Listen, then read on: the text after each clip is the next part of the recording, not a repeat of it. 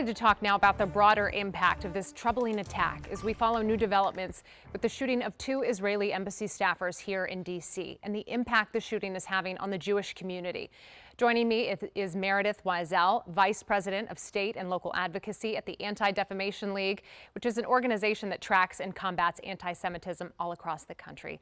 Thank you for taking the time to talk with me today. Appreciate it. Thank you for having me on. Yeah, I know you've spoken before about how global events can really fuel anti-Semitism, here at home. And I'm curious, do you see this attack as part of that pattern? Look, I think that we can say that right now the community is hurting. This was not a spontaneous attack. I think we need to understand it was likely premeditated, ideologically motivated, and the reality is it's just part of a disturbing trend that we're seeing related to anti-Semitic incidents that have been increasing tremendously and a lot of the anti-Semitic rhetoric. And it's really important to understand that words have consequences, and this likely was something that was inevitable to happen. I can imagine you've been in touch with people in the area. I'm curious what the ADL is hearing from Jewish communities around the DMV. I can understand how they must be feeling, but what are they telling you? So, look, I think people are hurting. I live here too in the community, since last night. A lot of us have not slept, in 24 hours. It hurts. It's painful. This hits home. It is a tragic, horrific incident. This was attack on a Jewish community event. It was an attack at a Jewish museum.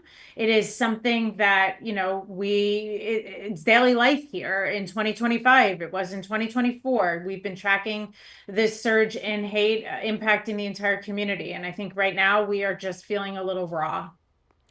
In terms of what can be done, I wanted to focus on, local government, local law enforcement. If you were talking to them and saying, hey, we would like you to take these steps immediately to protect Jewish institutions, to protect our communities, what would you say to them? So, look, I think one of the most important things that we have here on a national level, but also in our states, is what's called the Nonprofit Security Grant Program. Jewish institutions and also faith-based institutions in general need security funding. We need to continue to increase the funding for that. The mayor, I know, has done a lot of work related to that, specifically in the district, and the Capitol Jewish Museum is actually one of those that has received that funding. But we also need to be just thinking about our leaders, in our community leaders, whether it's law enforcement, whether it's the mayor, whether it's other leaders just in general who are speaking out when they see this type of rhetoric.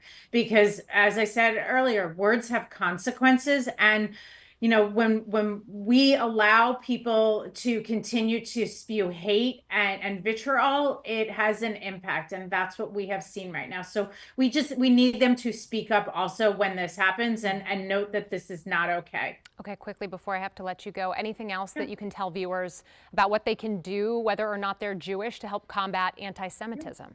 Look, I think it's important to remember this wasn't just an attack on the Jewish community here in DC. This was an attack on all Americans. This is not what we stand for. And I think it's really important from everybody from, across the community, all people of good conscience, to be speaking out.